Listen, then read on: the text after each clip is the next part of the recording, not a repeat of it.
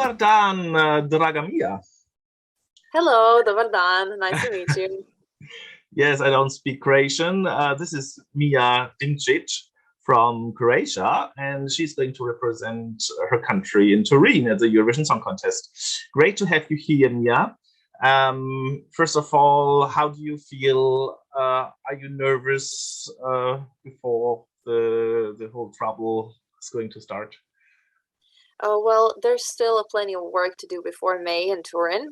So I'm still maybe not actively nervous because I'm still not aware of that all of this is happening because there's a lot of preparations, but I'm definitely very excited and I think I will be nervous as soon as I step on the stage in Turin.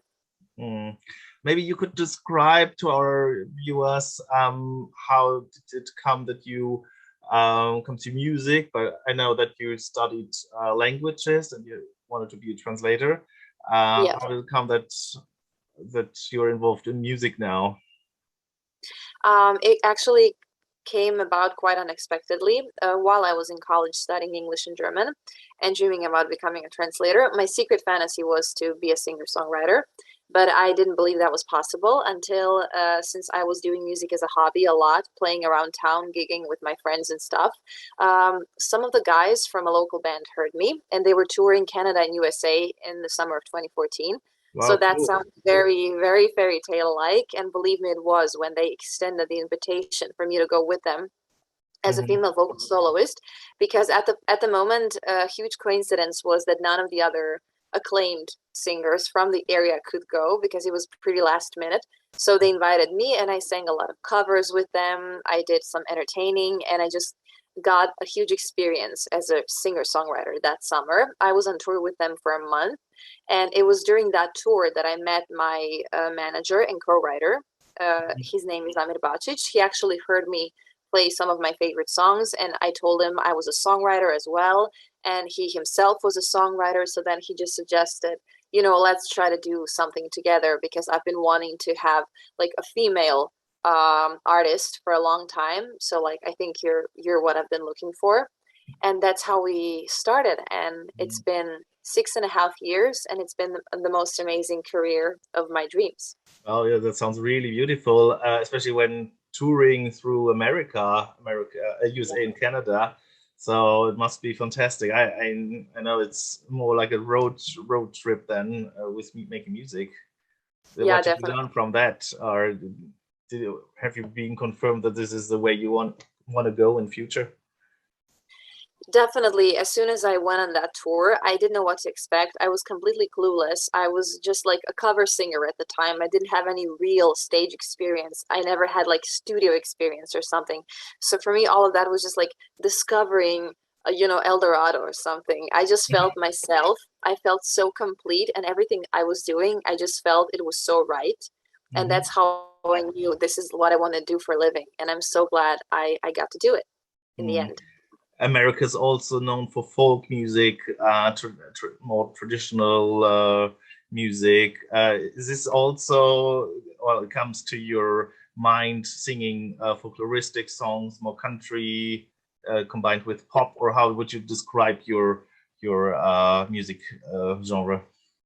Yeah, definitely. Like my debut album was, I referred to it as pop country because I'm a huge country fan, and also country is very similar to the type of music that I grew up around, which is kind of Mhm. Croatian folk music. Yeah. So that's I'm a huge fan of that. But today maybe I would describe my music more as like acoustic pop. It definitely sort of went more into that way. So I would say like Guilty Pleasure, the song that I'm going to Eurovision with, is definitely an acoustic pop song. Mm. I was listening when I was prepared for this interview. I was listening to some of the songs, and I really like the song "Sretan Put," which means "Have a nice trip." But this is more Yes. country-like, and compared to your Yeah, Eurovision song, it's not that much country. I would say. definitely. Mm. As soon as I applied to my final competition, the newspapers started saying Mia Dimšić is going to Eurovision with a country song, which Yeah, was kind of untrue. But when people start putting you in a maybe in a pattern or something, yeah.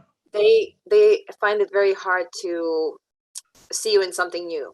So I guess Hmm. it was just like the remnants, you know, of the old me, but I still love country, and I still definitely want it to be a big influence in my music.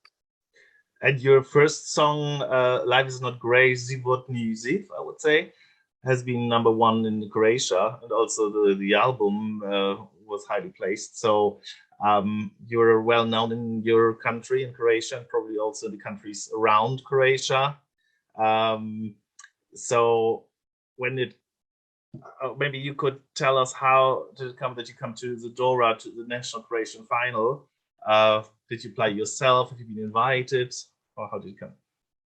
I actually applied myself, and it was my decision together with my team, because I started working on my English record, and I fantasized about it for a long time, but I felt like this was the year that I finally get to do it.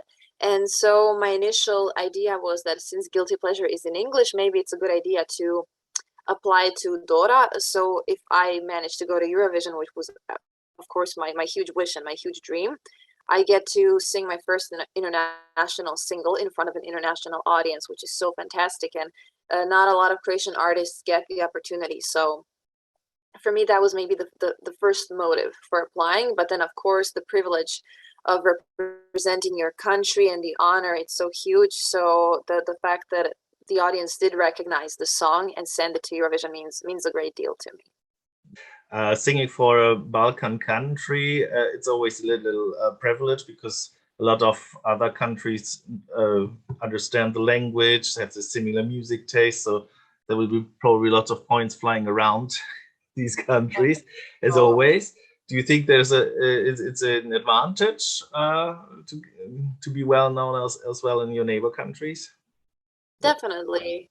I mean, it's always the advantage to spread the territory with your music as much as you can. So I really like that neighboring countries are always there for each other, are supportive. I think it's so cool, and everyone in Croatia is talking a lot about the Serbian artist and the other way around.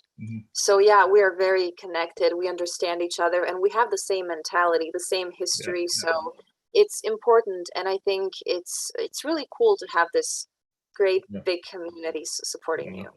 It's also well known in Scandinavia. They also like to sort the points some here and there. They like their own style somehow. Unfortunately, Albina last year, she could not make it into the final in Rotterdam. So the last Croatian singer who made it into the final was 2017. Do you think you can change it, and how would you convince the European audience? I'm definitely hoping I can change it. I think everyone wants to qualify to the finals, and it's only natural. That's what we're here for, to try to do the best for our country.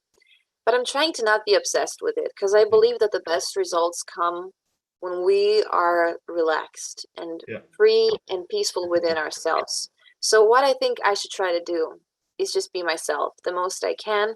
And it's always like that in our job. If people like us, sometimes people like us, sometimes people don't like us, and we're just here to put ourselves out and wear our heart on our sleeve. So it really is like that. So I just need to be myself, bring the emotion, and just enjoy every moment. And I think the audience will recognize if it's honest and sincere.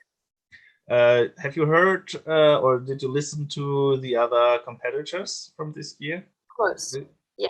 And what's your imagination? Is it a hard competition, or do you think it's a weaker year than last year? No, it's definitely a hard competition. Absolutely. Yeah. I mean, this is maybe at this point some of the best that every country has to offer, and there are so many talented artists in Europe and around the world. So I'm really flattered to be a part of that community.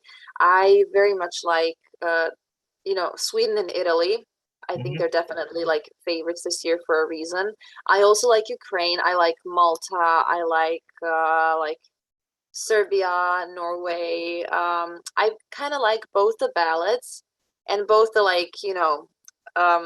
catchy songs and the songs that have a certain joke to them, or I like both the serious and less serious songs, because I think Eurovision is special because it offers everything.